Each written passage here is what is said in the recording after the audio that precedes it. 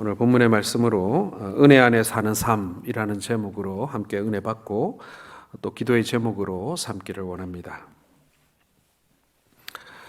한 재활병원의 병계에 어떤 환자의 기도문이 기록되어 있습니다. 기도문의 내용은 이런 내용입니다. 큰 일을 이루기 위해 힘을 주십사 기도했더니 겸손함을 배우라고 연약함을 주셨습니다. 많은 일을 하려고 건강을 구했더니 가치 있는 일을 하라고 병을 주셨습니다.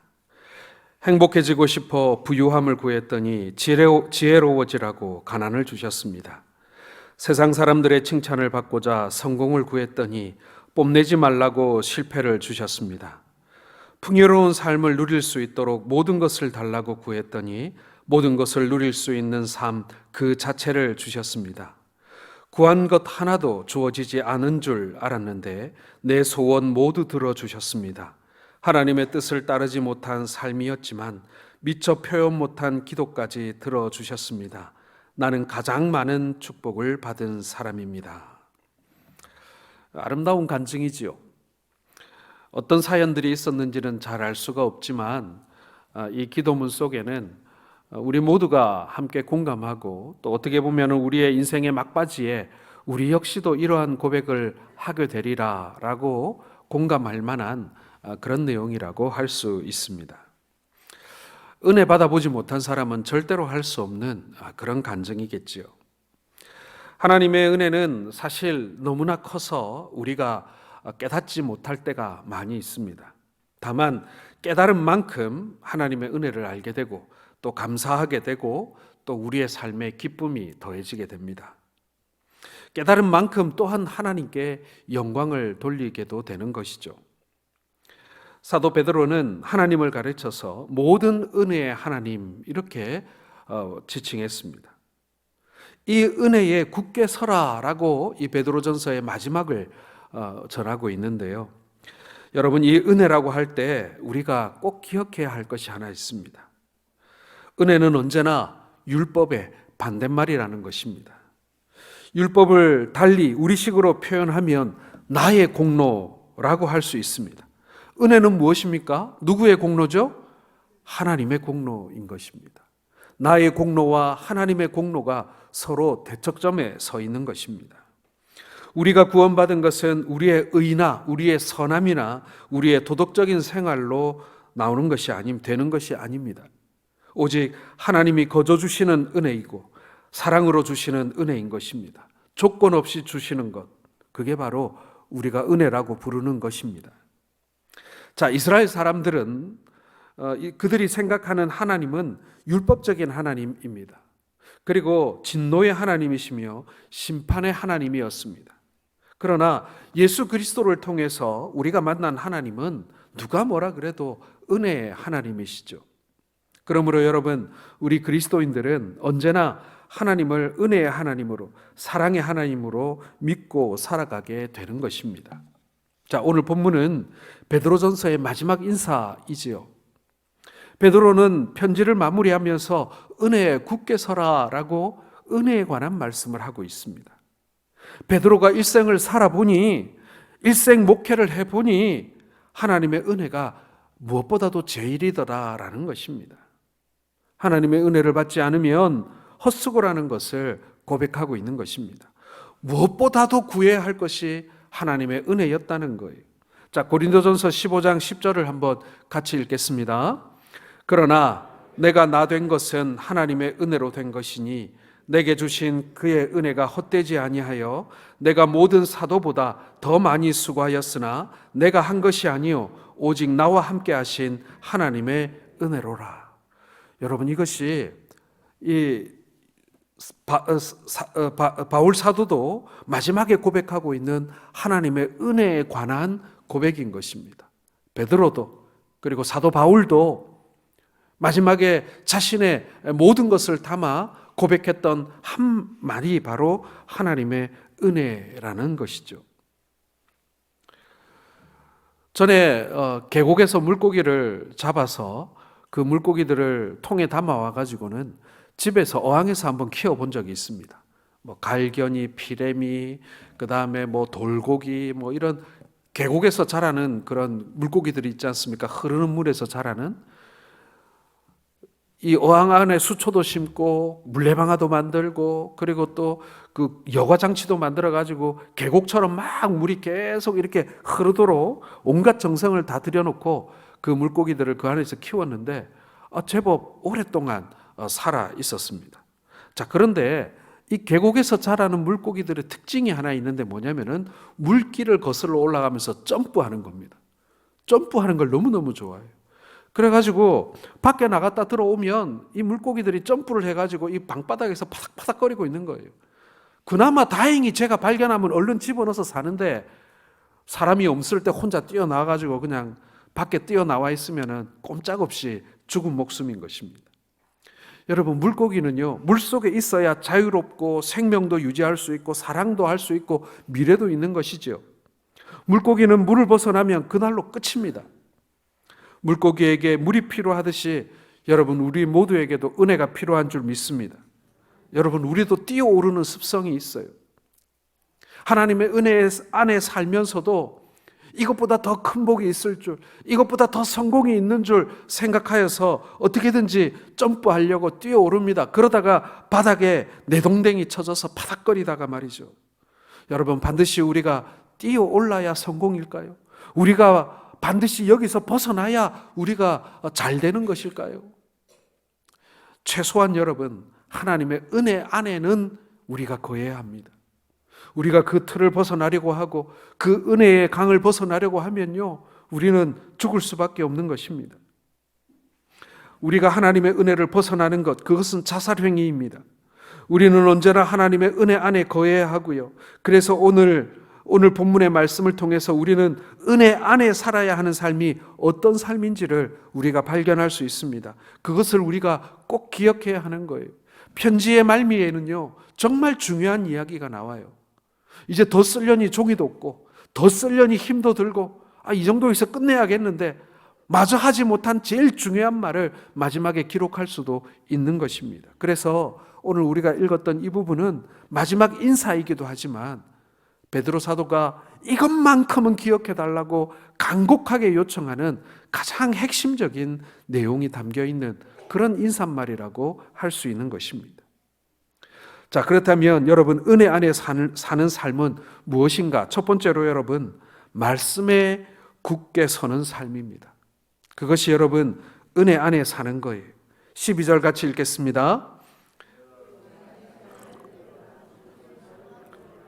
너희에게 간단히 써서 권하고 이것이 하나님의 참된 은혜임을 증언하노니 너희는 이 은혜에 굳게 서라. 자, 이 말씀을 보면 베드로가 지금 실로아노에게 쓰게 한 하나님의 말씀이 곧 하나님의 은혜라는 뜻입니다. 즉, 은혜에 굳게 서라는 말은요, 말씀에 굳게 서라는 말입니다. 말씀 자체가 우리에게 은혜가 된다는 얘기예요. 말씀이 선포되고 나아가는 그곳이 은혜가 있는 곳이라는 뜻입니다. 그러므로 여러분, 우리는 언제나 말씀에 의지하여 말씀대로 살려는 그런 투쟁을 해야 한다는 얘기입니다.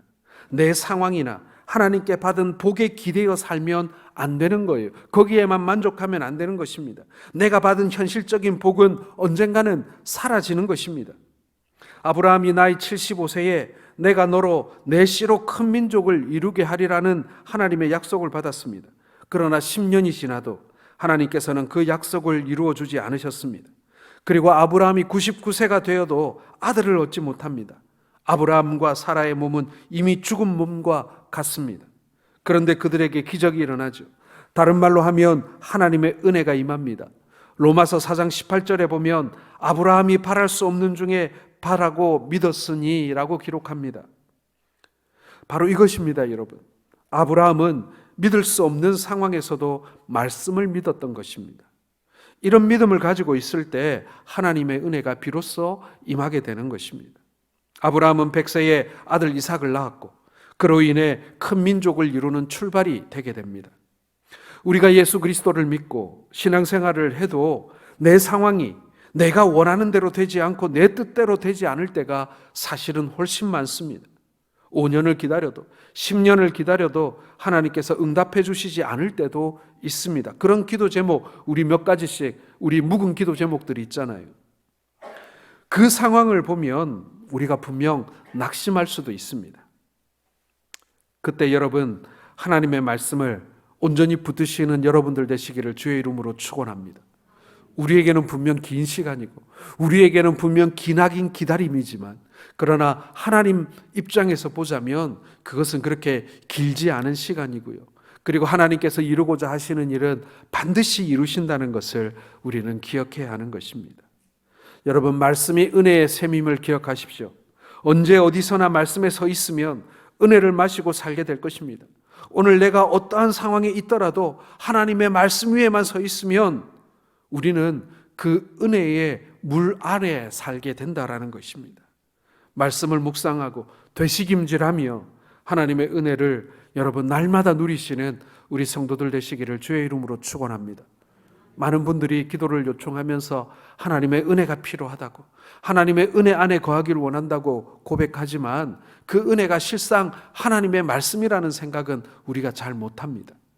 위기의 순간에 하나님의 말씀을 가까이 하십시오. 어려움의 순간에 하나님의 말씀을 여러분 연구해 보십시오. 힘들고 하나님의 은혜를 간구하는 곤고한 순간에 이 하나님의 말씀을 간절한 마음으로 붙드시는 우리 성도들 되시기를 주의 이름으로 축원합니다. 두 번째로 여러분, 은혜 안에 사는 삶은요, 교회 생활에 굳게 서는 삶입니다. 하나님의 그리스도의 몸된 교회에 속하는 삶이에요.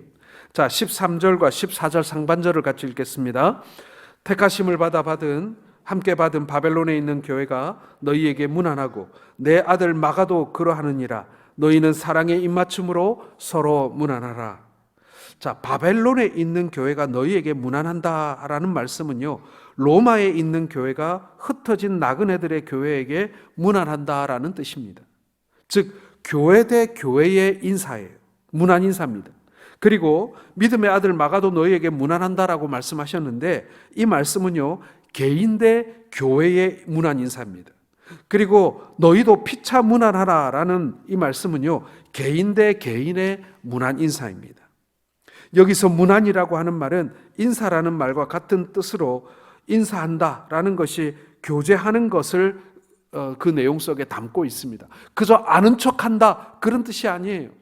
우리 그리스도인들이 서로 문안을 한다라는 뜻은요, 그저 서로 얼굴만 확인하고 아는 척만 하는 것이 아니라 이제 우리의 교제가 시작되었다, 이제 우리의 교제가 계속되게 되었다라는 것을 의미하는 것입니다. 나는 앞으로 당신과 계속 만나겠습니다. 나는 앞으로 당신과 계속해서 관계를 가지겠습니다. 우리는 그리스도 안에 한 형제라는 사실을 우리는 앞으로 계속 확인하게 될 것입니다. 그런 의미가 그 속에 담겨 있는 것입니다. 때문에 여러분, 우리 성도들은 교회에 나왔다면 교인과 함께 어울리고 더불어 지내야 합니다. 이것이 여러분 은혜 안에 사는 삶입니다. 사도신경을 통해서 우리는 성도가 서로 교통한다라는 것을 고백하지 않습니까? 매주. 이것은 말로만 고백하는 것이 아니라 실제 생활로 고백하기에 될 때 성도의 교제는 은혜가 되는 것입니다. 미국 캘리포니아에 가면은 레드우드 국립공원이라는 곳이 있습니다. 그리고 그 레드우드 국립공원에는 레드우드라고 불리우는 나무가 자라고 있습니다. 이게 참나무인데요, 이 레드우드라는 나무는 이 숲은 3,000년이 된 숲이라고 합니다. 그리고 거기에서 제일 큰 나무도 최소한 3,000년이 된 나무라고 불리웁니다. 높이가 100m가 넘고 둘레가 9m가 넘습니다. 자, 그런데 이 나무들이 어떻게 수천 년을 버텨왔을까? 학자들이 조사해 보니 일단은 뿌리가 깊이 내려져 있었고, 또 하나는 그 주변에 있는 나무들과 서로 뿌리가 엉겨 있더라는 것입니다. 다른 나무들과 서로 뿌리가 엉겨서 꽉 서로를 잡아주고 있더라라는 것입니다. 그래서 미국 캘리포니아가 얼마나 지진이 많습니까, 여러분? 지진이 오고 허리케인이 불고 폭풍이 와도 이 큰 나무가 넘어지지 않고 그 자리를 수천 년 동안을 견뎌내고 버티고 있는 것입니다. 전도서 4장 9절과 10절에도 보면 두 사람이면 복이 있고 한 사람이면 화가 있으리라고 말씀하고 있습니다. 왜 그렇습니까, 여러분? 혼자는 넘어지고 일으켜줄 사람이 없기 때문에 그렇습니다. 어느 분이 요즘에 심심치 않게 이제 날씨가 좋아지면 우리가 보게 되고 듣게 될 뉴스인데요. 혼자 등산을 갔다가 산에서 뇌졸중 혹은 심장마비로 쓰러진 사람들의 이야기를 우리는 많이 듣습니다. 자, 그런데 혼자 산행을 하다가 아무도 없는 곳에서 혼자 쓰러졌다가 응급처치를 하지 못하고 받지 못하고 목숨을 잃는 사람들의 이야기가 매년 몇 번씩 우리가 뉴스를 통해서 들을 수가 있습니다. 누구 한 사람 주위에 도와줄 사람이라도 있었다면 응급처치를 하고 그리고 전화로 119 신고하면 산에는 헬기가 날아오잖아요. 많은 사람들에게 목숨을 잃은 후에 발견되고 산에서 내려오는 이야기들을 우리는 보게 됩니다. 그와 마찬가지로 신앙생활도 혼자 해서는 안 되는 것이죠. 사람은 누구나 영적으로 올라갔다 내려갔다 합니다. 늘 신앙이 고르지 않습니다. 하지만 교회는 항상 영적인 분위기가 동일합니다. 그러므로 우리가 교회에 속해야 하고 그리고 교회 생활을 해야 합니다. 우리가 흔히 시험 들었다라고 말할 때 여러분 가장 먼저 나타나는 증상이 무엇입니까? 교제를 회피하는 것입니다. 다른 형제들과 만나기를 꺼려하는 것입니다. 자신의 아픔에 대해서 그리고 서로의 이야기를 나누는 것을 회피하기 시작합니다. 사람들의 눈을 피하기 시작하고 목사님 눈을 피하기 시작하고 그러다 끝내는 교회를 나오지 않거나 혹은 다른 교회를 전전하는 일들이 벌어지게 됩니다. 그것이 시험 들었을 때 혹은 은혜가 끊어졌을 때 우리가 겪어되는 그리고 우리가 발견하게 되는 가장 큰 두드러진 증상 중에 하나입니다. 여러분 원래 교회가 그런 곳입니다. 교회는 주님의 은혜가 흘러 들어가기 때문에 우리의 영혼이 생명수에 젖는 곳입니다. 그래서 시험에 들거나 사단의 유혹에 빠지거나 이렇게 되면요 거기에서부터 벗어나려고 하는 나쁜 원심력이 생기기 시작하는 것입니다. 사랑하는 성도 여러분, 아무쪼록 일생 교회 안에서 예배의 성공자가 되고 은혜 안에 머물고 그리고 하나님께서 우리에게 은혜의 통로로 주신 형제들과의 교제가 끊어지지 않는 우리 모든 성도들 되시기를 주의 이름으로 축원합니다. 여러분, 이 교회가 내가 이 교회를 위해서 뭔가 봉사하는 것 같지요? 아닙니다, 여러분. 알고 보면요, 우리가 이 교회 덕에 살고 있는 거예요. 우리가 봉사를 해서 이 교회가 잘 되고 그래 내가 없으면 잘 되는가 보자 혹시 그런 생각 드십니까? 아닙니다, 여러분. 예수 그리스도가 머리 되신 이 교회를 통해서 우리가 어머니의 젖을 먹듯이 우리가 양분을 공급받고요, 그리고 그 은혜를 우리가 흘러받고요, 그리고 하나님께서 우리에게 주시는 신령한 복을 그리스도의 몸된 교회를 통하여 우리가 취하고 있는 겁니다. 눈에 보이지는 않지만요 우리가 이 교회 덕분에 살고 있는 거예요. 그 은혜를 볼 줄 아는 영적인 눈이 있어야 한다라는 것입니다. 많은 사람들이 내가 교회를 위해서 뭔가 한다고 생각해요. 아닙니다, 여러분. 내가 교회를 위해서 받는 거예요. 혹 그런 이야기도 많이 합니다. 우리가 노예가 우리한테 뭘 해주고 교단이 우리에게 뭘 해주고 교회가 나한테 뭘 해주노? 이런 얘기를 많이 듣는데 여러분 그 잘 모르고 하는 얘기예요. 사실은 우리에게 큰 울타리가 되어주고 있기 때문에 우리가 잘 모르는 것뿐이지 하나님의 거대한 울타리가 우리를 두르고 있는 거예요.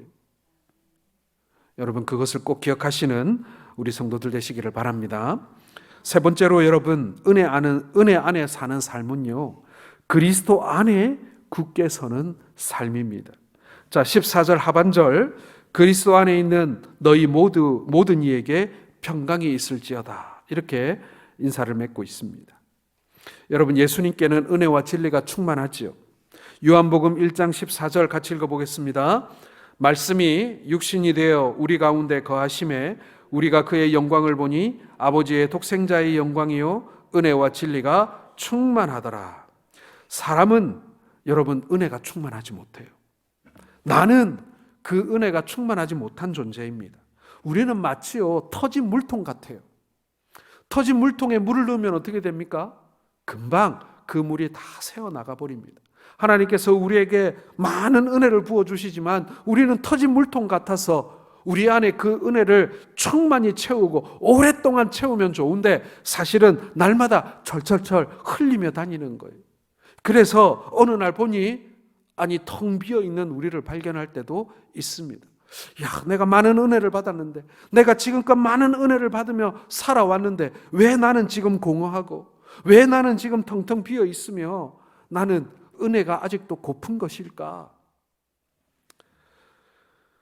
그래서 여러분, 사람들에게는 만족함이 없는 거예요. 우리는 하나님의 은혜로 사는 존재인데, 따라서 하나님의 은혜를 받아야 만족과 행복을 우리는 느낄 수 있는 존재란 말이에요. 여러분, 우리가 은혜의 채움의 상태를 유지하기 위해서는요, 어떻게 해야 되겠습니까? 우리는 어쩔 수 없이 이렇게 새는 인생이거든요. 은혜를 거듭해서 받지만 우리는 늘 새는 그런 인생이지만 어떻게 그것을 계속 충만하게 유지할 수 있습니까? 새는 것보다 빨리 그리고 더 많이 채우면 되는 거예요. 터진 물통이라도요, 계속 물을 많이 그리고 빨리 붓다 보면 어떻게 됩니까? 철철철 흘러가지만, 줄줄줄 새 나가지만 충만한 상태를 유지할 수 있지 않습니까? 예, 여러분, 우리가 날마다 은혜를 구해야 하는 이유가 그거예요. 우리는 빵꾸난 인생이거든요. 하지만 끊임없이 은혜를 구하고 은혜를 갈망하고 그리고 은혜 받기 위해서 우리가 애쓰게 될 때 우리는 비로소 은혜 충만한 삶을 살 수 있게 되는 것입니다. 여러분, 예수 안에 있는 자에게는 부족함이 없다고 했습니다. 그 말은요, 우리 주님께서 우리에게 은혜를 베푸실 때 겨우겨우 먹고 살 만큼만 내 은혜를 부으시는 것이 아니라 줄줄줄 새는 그런 인생이지만 가득 채울 만큼 우리에게 많이 그리고 자주 그리고 적극적으로 우리에게 은혜를 베푸시는 분이라는 것입니다. 우리가 날마다 까먹는 거 알면서도, 우리가 날마다 새고 흘리고 다니는 줄 알면서도 우리 주님께서는 그 흘린 만큼 우리에게 또 채워주시는 분이라는 것입니다. 미국의 한 해변에 큰 바위가 있는 언덕이 있었습니다. 그 아래에 한 마을이 있었는데요, 그 마을에 사는 사람들이 가만히 그 바위를 보니까 걱정이 되는 거예요. 혹시 저 바위가 마을을 향해서 굴러 떨어지지는 않을까? 저 바위가 굴러 떨어지기라도 한다면 저 바위 크기를 볼 때 아이고, 몇 집은 꼼짝없이 무너지고 사람들이 다칠 것 같다라는 불안감이 드는 것입니다.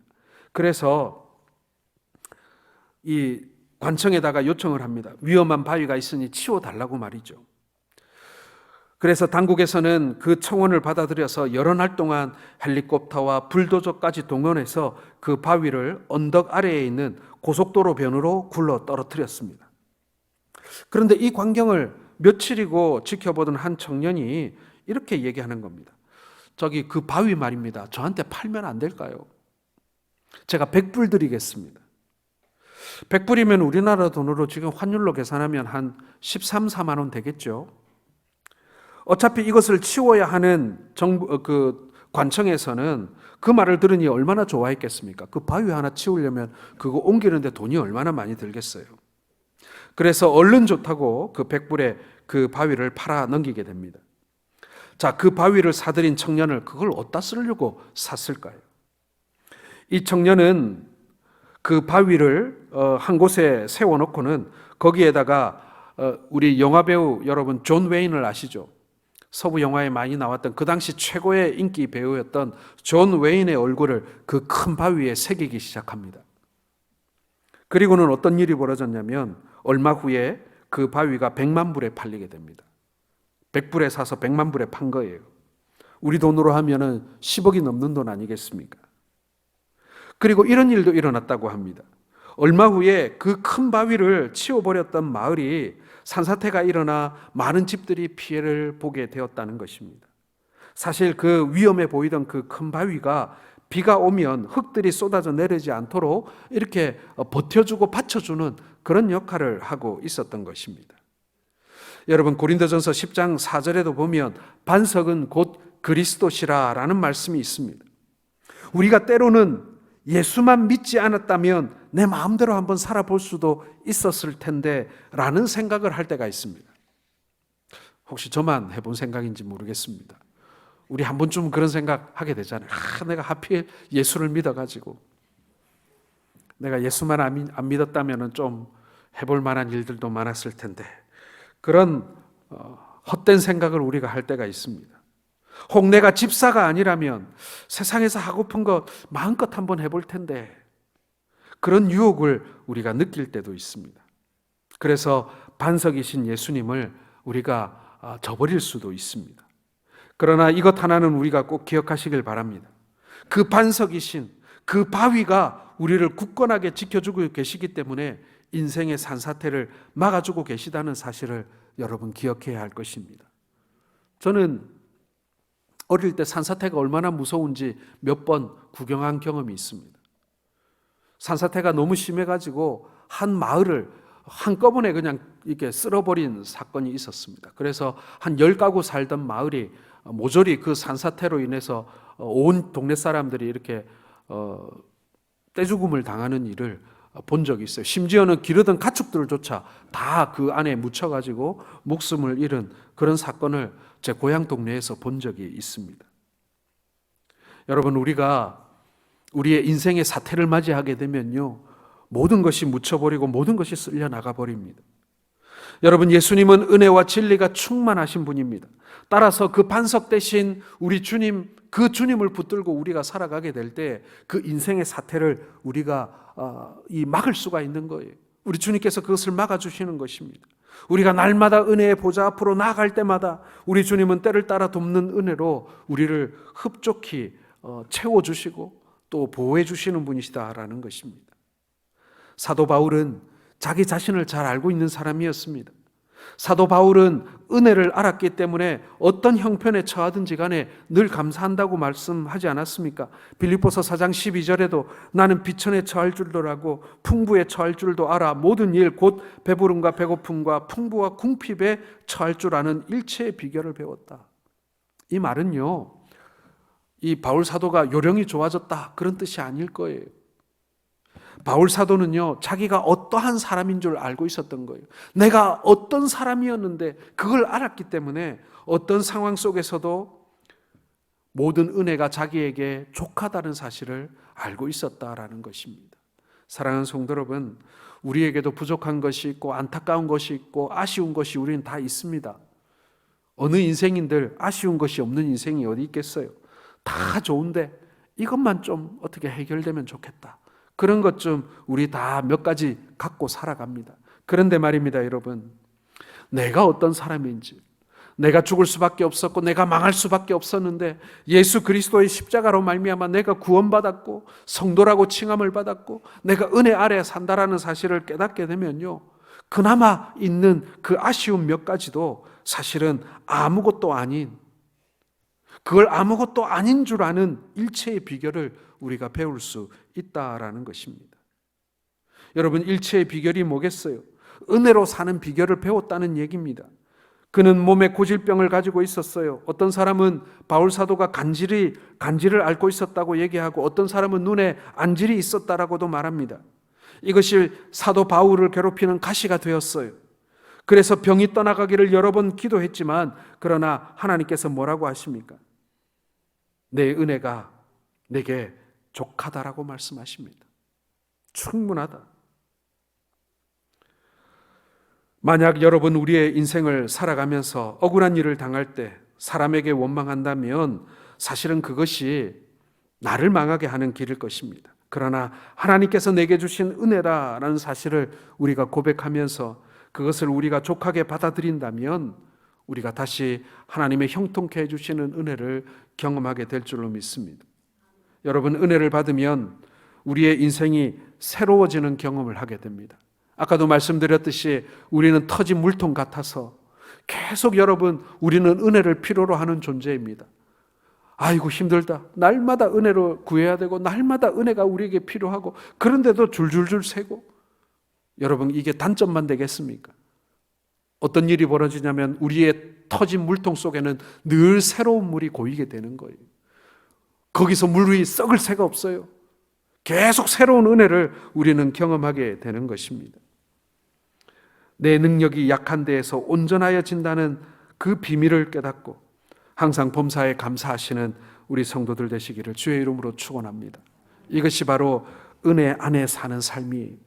하나님이 공급해 주시는 그 은혜, 나는 여전히 부족하고 나는 여전히 결함 많고 나는 여전히 줄줄줄 새는 인생이지만 그러나 한없이 내게 부으시는 하나님의 그 큰 은혜를 우리가 경험하게 될 때 우리는 비로소 이 세상에서 족한 은혜로 여기고 하나님의 은혜를 누리며 살 수 있게 되는 것입니다. 사랑하는 성도 여러분, 이 시간 함께 우리 기도하기를 원합니다.